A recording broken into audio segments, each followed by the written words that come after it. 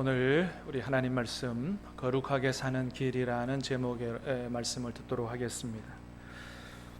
오늘 하나님은 레위기 19장에서 하나님의 백성들, 이스라엘 백성들에게 한마디로 그렇게 말씀하십니다. 내가 거룩하니 너희도 거룩하라. 자, 1절 2절 말씀을 같이 읽어보겠습니다. 시작. 여호와께서 모세에게 말씀하여 이르시되 너는 이스라엘 자손의 온 회중에 말하여 이르라. 너희는 거룩하라. 이는 나 여호와 너희 하나님이 거룩함이니라. 아멘. 하나님 말씀하십니다. 너희는 거룩하라. 이는 나 여호와 너희 하나님이 거룩하기 때문이다. 그래서 하나님의 백성들은 하나님을 따라서 거룩하게 살아야 한다. 이것이 하나님의 뜻이다. 이렇게 말씀하시는 거죠. 이 거룩을 향한 삶은 구약의 이스라엘 백성들만이 아니라 예수님 안에서 구원받은 신약의 백성들에게도 동일하게 요청되는 신앙의 삶이죠. 그래서 베드로 사도가 베드로전서 1장에서 똑같이 얘기합니다. 같이 읽겠습니다. 베드로전서 1장 15절 16절 시작. 오직 너희를 부르신 거룩한 이처럼 너희도 모든 행실에 거룩한 자가 되라. 기록되었으되 내가 거룩하니 너희도 거룩할지어다 하셨느니라. 아멘. 그렇습니다. 그래서 거룩하게 사는 거, 이 하나님의 뜻, 이것은 옛날 이스라엘 백성들만이 아니고 예수님 안에서 구원받은 신약의 백성들, 오늘 저와 여러분에게 동일하게 요청되는 하나님의 뜻이다. 하나님 오늘 우리에게 그렇게 말씀하시는 거예요. 너희는 거룩하라. 이는 내가 거룩하기 때문이라고 말씀하시는 것입니다. 사랑하는 여러분, 저와 여러분들이 하나님의 뜻을 따라 모두가 다 거룩하게 살아갈 수 있게 되기를 주님의 이름으로 축복합니다. 자, 그러면 여러분, 거룩하게 사는 것이란 어떤 것일까요? 어떻게 사는 것이 정말 거룩하게 사는 것일까? 보통 거룩하게 사는 거라 그러면 이렇게 생각합니다. 이 더러운 세상에 물들지 않고 깨끗하고 순결하게 살아가는 것, 그게 거룩이다. 그렇게 생각을 합니다. 물론 그것도 거룩입니다. 그런데 만일에 그런 것만이 거룩이라고 한다면, 세상에 물들지 않고 깨끗하고 순결하게 살아가는 그것만이 거룩이라고 한다면, 우리가 이 속세를 떠나서 산이라든지 이런 데 들어가서 살면 아마 정말 거룩하게 살아갈 수 있을 것입니다. 그래서 실제로 기독교 역사를 보면 그렇게 살고자 했던 사람들이 있었어요. 하나님이 거룩하게 살라 그랬다. 그러니 세속에 물들지 않기 위해서 세상을 떠나서 사막이라든지 수도원이라든지 들어가서 그렇게 살았던 사람들이 있습니다. 그런데 여러분, 오늘 말씀을 보면, 오늘 하나님께서 말씀하시는 거룩에 대한 말씀을 보면 거룩하게 사는 것이란 단순히 그런 것이 아닌 것을 알 수가 있습니다. 하나님은 오늘 레위기 19장에서 우리가 다 읽진 않았지만 거룩하게 사는 길에 대해서 크게 3가지로 말씀을 하시는 걸 보게 돼요. 첫 번째는 가정에서 어떻게 거룩할 것인가. 두 번째는 하나님께 대하여 어떻게 거룩할 것인가. 세 번째는 이웃과의 관계에서 어떻게 거룩할 것인가. 이렇게 말씀하시는 걸 보게 돼요. 여러분, 그렇습니다. 거룩하게 사는 것이란 단순히 하나님께만 해당되는 게 아니고요, 거룩하게 사는 것은 가정에서 이루어져야 되는 거고 이웃과의 관계에서 이루어져야 되는 것이다 라고 하나님이 말씀하신다는 거예요. 우리가 오늘 이 말씀을 좀 자세하게 볼 텐데, 먼저는 가정에서의 거룩입니다. 3절 말씀을 같이 읽겠습니다. 시작. 너희 각 사람은 부모를 경외하고 나는 너희 하나님 여호와이니라. 아멘. 내가 거룩하니 너희가 거룩하라 라고 하시는 말씀이 끝나자마자 제일 먼저 무슨 말씀하시냐 하면, 너희 각 사람은 부모를 경외하고, 이런 말씀을 하세요. 무슨 말이냐? 하나님 말씀하시는 거룩한 삶은 어디서부터 시작이 되어야 된다? 가정에서부터 시작이 되어야 된다고 말씀하세요.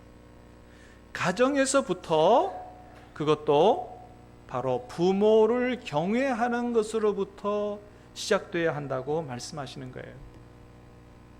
여러분, 왜 부모님을 공경하는 것이 거룩하게 사는 길일까요? 그게 하나님의 가장 우선적인 뜻일까요? 그것은 바로 부모가 하나님의 대리자이기 때문에 그렇습니다. 부모는 자녀들에게 하나님의 대리자예요. 왜 부모가 자녀들에게 하나님의 대리자가 됩니까? 부모는 하나님을 대신해서, 하나님이 부모를 통해서 자녀들에게 생명을 주셨기 때문이죠. 모든 생명은 하나님이 주시는 건데 부모를 통해서 주셨기 때문에 자녀들에게 있어서 부모는 하나님의 대리자인 것입니다. 그렇기 때문에 눈에 보이는 부모를 공경하지 않고 눈에 보이지 않는 하나님을 경외할 수 없다라는 것입니다. 그래서 하나님을 경외하는 거룩한 삶은 먼저는 눈에 보이는 부모를 공경하는 것으로부터 출발해야 된다라고 말씀하시는 거예요. 그래서 하나님이 오늘 말씀에서 뭐라고 말씀하시냐 하면, 단순히 부모를 공경하라고 하지 않으시고 부모를 어떻게 하라고요? 경외하라고 말씀하신다는 거예요. 부모를 경외하라. 이 경외하라라고 하는 말은 히브리어 야레라고 하는 말인데, 이거는 원래 하나님께만 쓰는 단어입니다.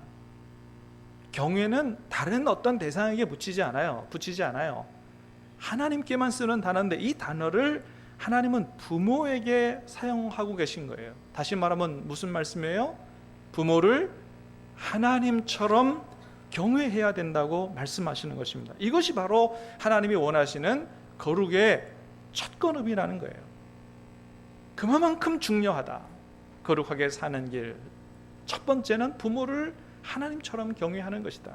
그래서 예수님께서도 이 땅에 계실 때 육신의 부모님들께 효도하셨다고 기록하고 있습니다. 누가복음 2장 51절 말씀을 같이 읽어보겠습니다. 시작. 예수님께서 함께 내려가사 나사렛에 이르러 순종하여 받드시더라. 예루살렘에 함께 올라가셨다가 집에 내려오셔서 예수님께서 육신의 부모님들께 순종하여 받드셨다고, 한마디로 말하면 효도하셨다고 말씀하고 있습니다. 예수님이 육신의 부모님들께 효도한 것은 이것뿐만이 아니죠. 성경에 낱낱이 기록하지는 않지만 예수님이 십자가에 돌아가시는 그 순간까지, 마지막 순간까지 육신의 어머니 마리아에 대한 그 효성을 잊지 않았다는 걸 볼 수 있어요. 이제 내가 이 순간에 내 모든 인생이 끝나니 육신의 어머니를 자신의 사랑하는 제자 사도 요한에게 부탁합니다. 요한아, 이제는 이 어머니가 너의 어머니다. 그 어머니를 사도 요한한테 부탁하자 사도 요한이 그 이후로 자기 집에 모셨다. 이렇게 성경은 기록하고 있습니다. 여러분, 이렇게 부모님을 하나님처럼 경외하는 것이 바로 하나님이 원하시는 거룩의 첫걸음이다. 오늘 본문의 말씀을 우리가 기억할 수 있게 되기를 바랍니다. 하나님께서 원하시는 거룩은 가정에서부터, 부모 경외로부터 시작하는 것이다. 두 번째는 하나님께 대한 거룩입니다. 자, 오늘 본문의 3절 말씀 다시 읽어보겠습니다. 시작. 너희 각 사람은 부모를 경외하고 나의 안식일을 지키라. 나는 너희 하나님 여호와이니라. 자, 부모를 경외하라고 하는 말씀이 끝나자마자 무슨 말씀하세요? 나의 안식일을 지키라고 말씀하세요. 30절 말씀도 읽어보겠습니다. 시작. 내 안식일을 지키고 내 성소를 귀히 여기라. 나는 여호와이니라. 오늘 본문 말씀 가운데 안식일을 지키라고 하는 말씀을 두 번이나 하고 계신 걸 보게 됩니다. 하나님에 대한 거룩의 첫걸음은 안식일을 지키는 것부터 시작한다. 여러분, 성경을 보면 하나님께서 우리에게 안식을 지키라는 말씀을 많이 하고 계신 걸 보게 돼요. 그것도 어느 정도까지 엄하게 말씀하시냐 하면 안식일에 일하는 자는 죽이라까지 말씀하시는 걸 보게 됩니다. 물론 이 안식일은 예수님 안에서 성취됐기 때문에 우리가 구약에서 말씀하시는 안식일을 그대로 지키지는 않아도 됩니다. 그러나 그 안식일을 말씀하신 그 취지, 그 정신, 그 뜻만은 오늘 우리가 그대로 가져와서, 원래 안식일은 토요일, 금요일 저녁부터 토요일까지 지키는 것이 구약의 안식일이에요. 그런데 이 안식일이 예수님 안에서 다 성취됐기 때문에 우리가 그걸 그대로 지키진 않지만 그 정신을 그대로 가져와서 예수님 부활하신 날을 생각해서 우리가 주일날, 주일이 주님 부활하신 날 아니에요? 이 날 우리가 안식하는 날로 그렇게 하나님 앞에 지키고 예배를 드리는 것이죠. 자, 어쨌든 간에 안식일을 지키라고 하는 이유가 크게 두 가지입니다. 하나는 뭐냐 하면 일의 노예가 되지 말라는 거예요. 일의 노예가 되지 말라. 원래 안식일, 저기 식자를 빼먹었네요. 안일이 아니고 안식일이에요. 히브리어 사바트라고 하는 단어인데 뜻이 뭐라고요? 하던 일을 중지하라, 그런 뜻입니다. 하던 일을 중지해라. 다시 말하면 안식일을 거룩하게 지킨다는 말은 첫 번째 뭐라고요? 일주일 동안에 하던 일들을 중지하고 쉬어라 라고 하는 말이에요. 안식일 지키는 것이 예배 드리는 거 물론이죠. 근데 그보다 더 우선적인 뜻은 안식일이라고 하는 말 자체가 하던 일을 중지하라라고 하는 말이에요. 안식일을 거룩히 지키는 것은 일하지 않는 것이다 라고 하는 것이죠. 일주일 동안 하루를 쉬고 일하지 말아라. 왜 그렇게 말씀하세요? 그것은 우리 인간은 전능자가 아니기 때문에, 쉬어야만 살 수 있는 존재이기 때문에 그렇게 말씀하시는 겁니다. 여러분, 하나님은 우리 인간을 전능한 존재로 만들지 않았어요. 쉬어야만 살 수 있는 이런 한계적인 존재로 만들었다는 것이죠. 그래서 하나님이 낮과 밤을 만드신 거 아니겠어요? 낮에는 일하라는 거죠. 밤에는 어떻게 해요? 쉬라는 거죠. 그래야만 산다는 거예요. 여러분, 하나님 밤 안 만드시고 낮만 계속 만드셨으면 어떻게 됐을까요? 여러분, 우리는 살 수가 없어요. 그래서 하나님은 낮에 일하고 밤에 쉬라는 거예요. 근데 낮과 밤을 안 가리고 안 쉬고 계속 일하면 어떻게 됩니까? 이건 죽게 되는 거죠. 그래서 밤을 만드신 것은 우리는 쉬어야만 살 수 있는 존재라고 하는 걸 얘기하는 거예요. 그리고 이것을 조금 더 넓혀가면 하나님 말씀하십니다. 일주일 동안, 6일 동안 열심히 일하고 하루는 하던 일을 중지하고 쉬라고 말씀하시는 거예요. 그래야 산다는 것입니다.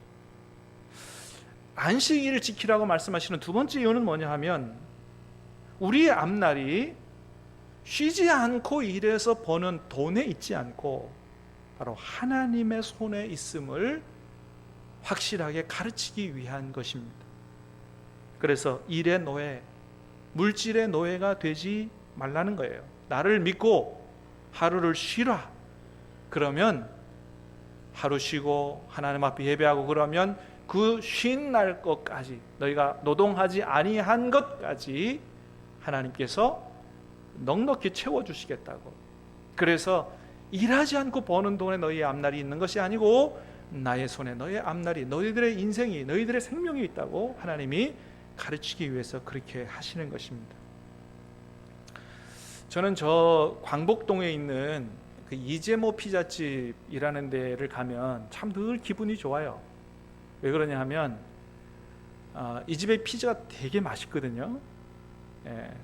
그 제가 먹어본 피자 중에서는 아마 제일 맛있는 집이 아닐까 싶어요. 뭐 피자헛, 뭐 이렇게 시켜 먹는 뭐 비싼 피자들하고 비교가 안 될 정도로 치즈가 아주 예술입니다. 예술. 뭐 얼마나 입에 살살 녹는지. 그런데 이 집 가면 기분이 좋은 이유가 그 피자가 맛있기 때문만은 아니에요. 왜 기분이 좋으냐? 이 집이 주일만 되면 칼같이 문을 닫습니다. 장사가 얼마나 잘 되는지 몰라요. 점심에 가면 늘 줄을 서야 되고요. 그런데도 주일만 되면 아주 칼같이 문을 닫아요. 왜 그러겠어요? 예수 믿는 집이기 때문에 그런 거예요. 제가 알기로는 어떤 교회 장로님이 이 집을 운영한다는 얘기를 제가 듣는데 아주 이 집은 나는 예수 믿는 집이라는 걸 대놓고 그렇게 이야기하면서 장사를 하는 집이에요. 이게 가끔 이렇게 음악을 들어보면 그 속에 찬양이 나오기도 하고, 화장실에 가보면 성구가 이렇게 붙어 있어요. 곳곳에 나는 예수 믿는 사람이라는 것을 아주 자랑스럽게 생각하고 장사를 합니다. 만일 이 집이 주일날 문을 안 닫고 장사를 한다, 제 생각에는 아마 주일날 하루 한 1,000만 원은 더 벌 것 같아요. 손님이 얼마나 많은지 테이블 보시면 넓어요. 그래서 200 테이블 하면 보통 한 1,000만 원 되는데, 줄 서는 집이니까 넉넉히 하고도 남습니다. 그런데도 문을 닫는 것이죠. 왜요? 하나님께서 안식일을 지키라고, 일주일 하루는 쉬라고 말씀하시기 때문이라는 거예요. 그래서 망하느냐? 안 그렇더라는 거죠. 장사 더 잘 되더라는 거죠. 참 얼마나 멋있게 신앙생활하는 집인가, 이런 생각을 해봅니다. 저는 우리 교회 성도님들이 다 이렇게 사시면 좋겠어요. 정말 먹고 살기 위해서 어쩔 수 없이 주일날도 나가서 일해야 되는 그런 삶이 아니고, 하나님 말씀대로 일주일 하루를 쉬면서도 넉넉하게 하나님께서 채워주시는 것들을 경험하는 그런 삶을 다 사실 수 있게 되기를 주님의 이름으로 축복합니다. 여러분, 그렇게 할 수 있게 해달라고 여러분 기도하시길 바랍니다. 하나님이 얼마든지 그렇게 해주실 거예요. 그렇게 하나님은 우리가 6일 동안 열심히 일하고 주일날 하루 쉬면서 하나님 앞에 모여서 우리의 생명과 진정한 안식을 주시는 하나님께 예배를 드리라, 이것이 바로 하나님의 뜻이다. 여러분, 레위기 23장 3절 말씀 같이 읽어봅니다. 시작. 엿새 동안은 일할 것이요 일곱째 날 쉴 안식일이니 성회의 날이라. 너희는 아무 일도 하지 말라. 이는 너희가 거주하는 각처에서 지킬 여호와의 안식일이니라. 일곱째 날에 쉬면서 어떻게 해요? 그날은 그냥 집에서 쉬는 날이 아니고 성회의 날이라 그랬어요. 거룩한 모임의 날이라. 뭐예요? 모여서 예배드리는 날이라고 말씀하고 계시는 것이죠. 그래서 하던 일을 멈춰서 육신의 안식의 복을 누리고, 하나님 앞에 예배하면서 하나님이 예배를 통해서 주시는 하늘의 신령한 은혜와 마음의 기쁨과 평강을 누리는 영혼의 안식, 영육의 복을 다 받으라고, 그래야 산다고 하나님께서 안식일 지키라고 말씀하시는 것입니다. 이것이 바로 하나님께 대한 거룩한 삶의 첫걸음이요 복을 받는 비결이다, 하나님 말씀하십니다. 하나님 향한 거룩 두 번째는 우상 숭배하지 말라. 자, 4절 말씀 같이 보겠습니다. 시작. 너희는 헛된 것들에게 향하지 말며 너희를 위하여 신상들을 부어 만들지 말라. 나는 너희 하나님 여호와이니라. 헛된 것들에게로 향하지 말고 너희를 위하여 신상을 부어 만들지 말라. 여러분, 하나님께서 구약 성경에 보면 얼마나 우상 숭배하지 말라고 그렇게 많이 말씀하시는지 몰라요. 그런데 참 아이러니하게도 그 이스라엘 백성들이 결국에는 우상 숭배하다가 멸망하게 됐다고 하는 것입니다. 여러분, 이스라엘 백성들이 그렇게 하나님이 우상 숭배하지 말라고 말씀하셨음에도 불구하고 왜 그렇게 우상 숭배하다가 결국 멸망하고 말았을까요? 왜 그렇게 우상 숭배하려고 했을까요? 이유는 한 가지죠. 그것은 이 세상을 살아가는 데 있어서 하나님 한 분만 믿고 살아가기에는 너무 불안하다는 거예요. 그래서 하나님 말고도 우리의 인생을 책임져 줄 수 있는 뭔가 다른 걸 하나 만들어서 그걸 의지해야만 안심을 하고 살아갈 수 있다, 이렇게 생각했기 때문입니다. 그래서 풍요와 다산을 준다고 하는 바알을 섬기고 여러 가지 신상들을 만들어서 섬기고 그렇게 했던 것입니다. 여러분, 그래서 우상 숭배는 우리가 단순히 어떤 무슨 물건에게, 눈에 보이는 우상에게 절하는 것만이 아니에요. 우상의 본질과 실체는 뭐냐? 하나님 한 분만 믿고 살기에는 불안한 나머지 하나님 외에 내가 의지할 만한 것, 다른 것 뭔가를 만들어 살아가는 것, 이것이 바로 우상 숭배다라고 하는 것입니다. 그래서 오늘날 우리에게 대표적인 우상이 뭐겠어요? 그게 바로 물질인 것이죠. 여러분, 이 말씀은 돈 많이 벌지 말라는 얘기 아니에요. 여러분, 돈 버시되 되도록 많이 버시기를 바랍니다. 안 벌고 싶으신 모양이에요. 많이 버시기를 바랍니다.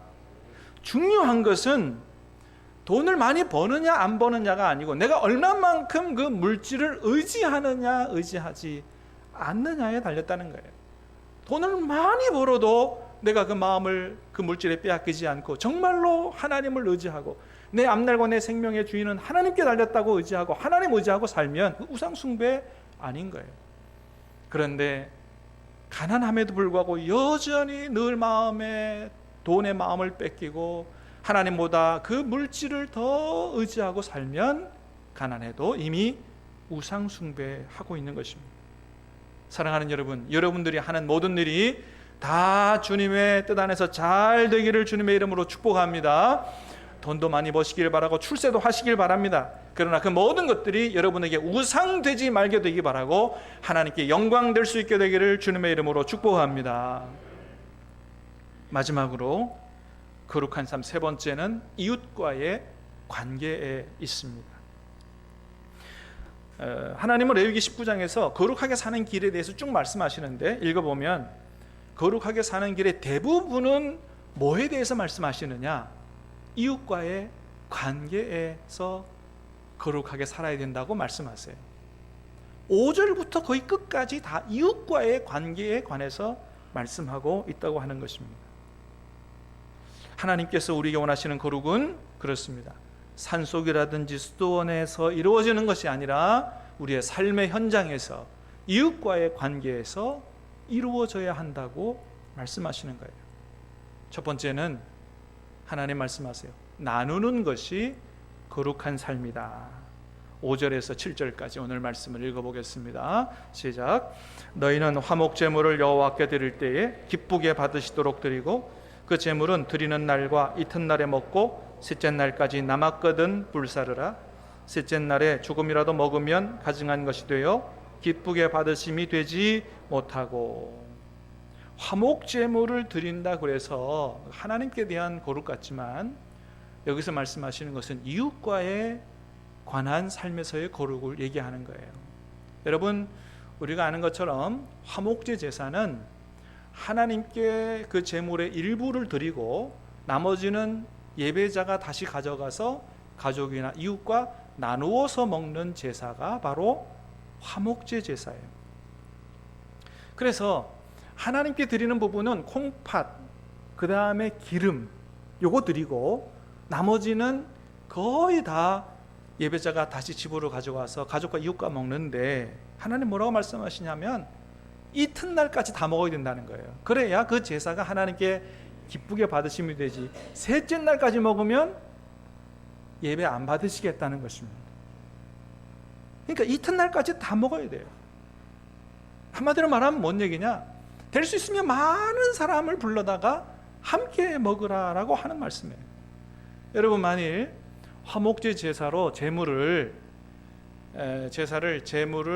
소를 한 마리 드렸다라고 생각해 보십시다. 그러면 하나님께 드리는 부분은 뭐라고요? 콩팥과 기름이에요.